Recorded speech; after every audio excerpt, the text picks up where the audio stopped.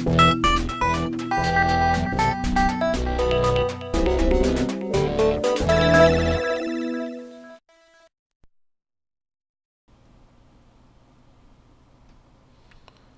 so I'm just going to briefly show you how and where you can get some VST plugins that are pretty awesome.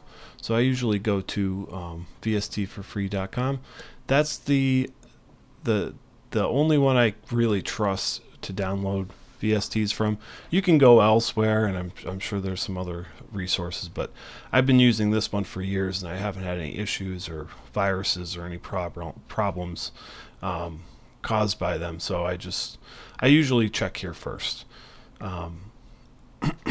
So if you've never been here, it's pretty useful. You can see there's all kinds of different effects you can use. There's like amps and pedal type effects, and then there's instrument effects, which are awesome. So I'll just kind of briefly show you where you can go and set it up, but I'd recommend checking out the site if you're looking for VST plugins, even if you just get one just to try it out. This is a good resource. It has a couple different sections you can pick from, but I like that you can select top rate it, and you can read the rating and there's descriptions on some of these plugins. So I usually go to like something that's top rated, or something that just has a review or description or something on it, just to show that it's not just a Okay, once you find some plugins that you like that aren't crap, you can go ahead and download the zip file, put them on a file somewhere on your computer, on your desktop, or in a subfolder. It doesn't really matter, because now you're just gonna unzip them into a specified folder. So all I'm doing is showing you where I keep mine. I use Reaper, so I have a subfolder under the program folders for Reaper where I keep all the plugins. Now, depending on what software you like to use, you just put it somewhere else. I mean, it doesn't necessarily have to go there.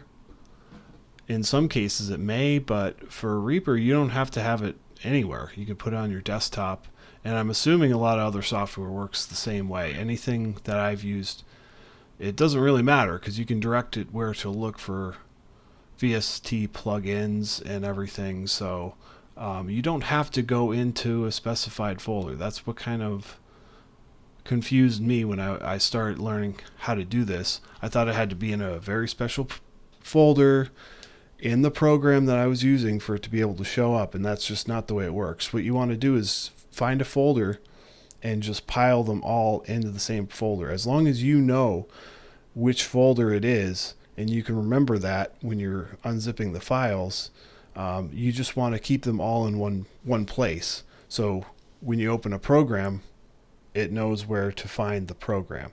It knows where to find the plugins, I mean. So that was my kind of confusion about it at first, but it really doesn't matter. I would recommend just putting one on your desktop if you don't want to go into your subfolders, your program files and things like that. You can just put one on your desktop.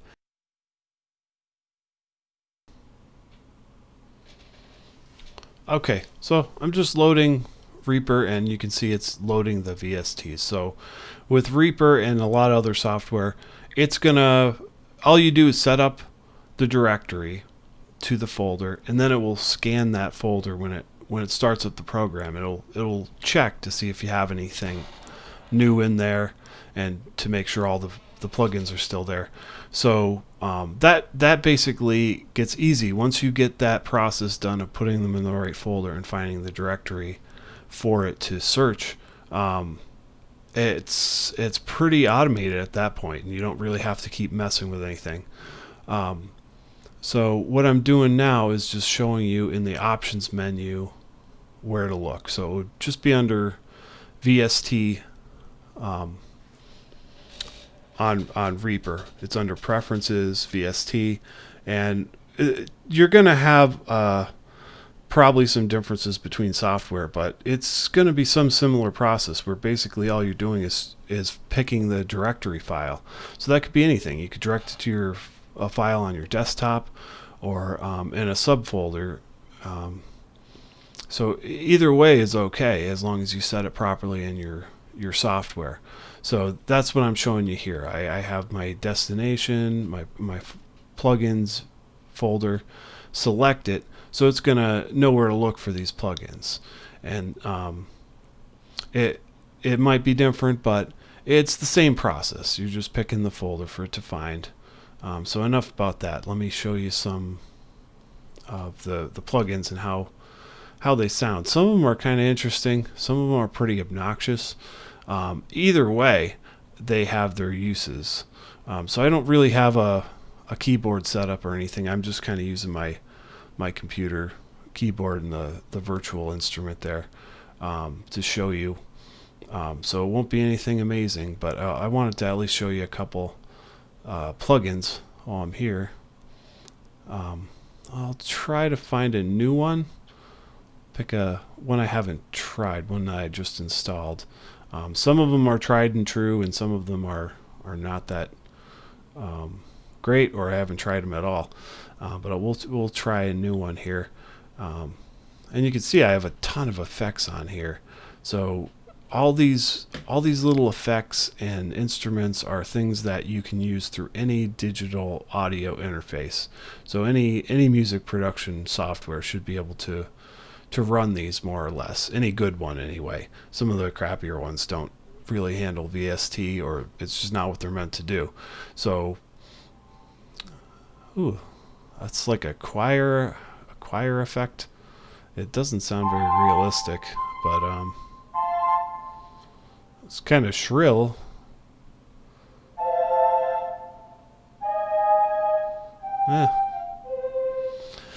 Yeah, and I could just sit here for hours and play with the different effects. I'll try a different one. This one loaded like a bunch of tracks. So you can get into some really complicated MIDI software, or you can keep it real simple and just go with a synthesizer and put it over your own little MIDI tracks. MIDI is really good thing to learn how to use, because you can really automate a lot of music, especially if you're not very good at playing. This one looks awesome. This is a synthesizer.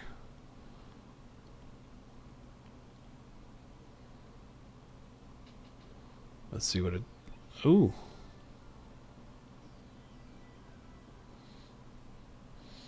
Yeah, and you can see a lot of them have presets.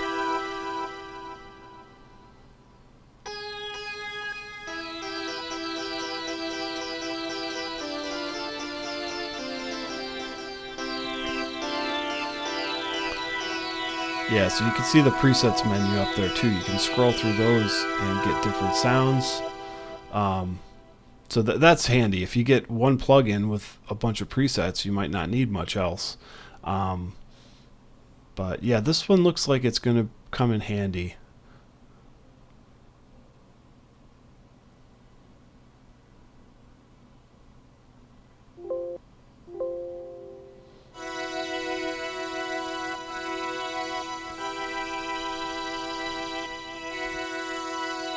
Okay, so now I'm just going to try to record a little MIDI track here. So if you're familiar with that, all you're doing is basically, you're not recording the audio, you're recording the MIDI mapping. So if you haven't messed with MIDI, that's something you can kind of get into. But that's where this will come in really handy for you, to use some of these. You can record the audio right out of it too, but I prefer to do the MIDI mapping, because then you can change the instruments on a whim and cut it up or rearrange it or change the chordage or anything. So it definitely has its uses. So now I'll just quickly show you some of the obnoxious noises I can make with that same track with different plugins.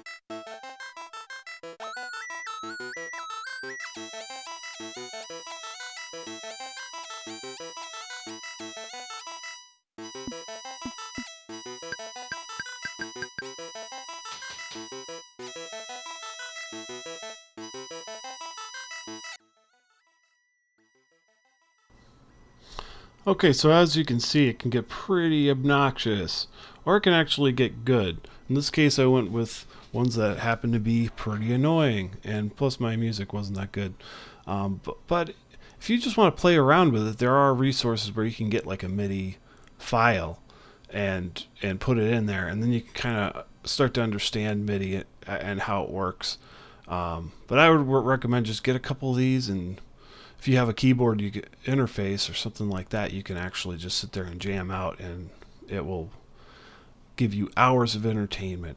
So there you go. Play around with that. I'll try to do some more videos on this as I come up with better ways of explaining some of it, because that's the hard part. Some of it is just like it's an experiment, so it's hard to explain. But if I learn anything useful, I will post it. So thanks for watching.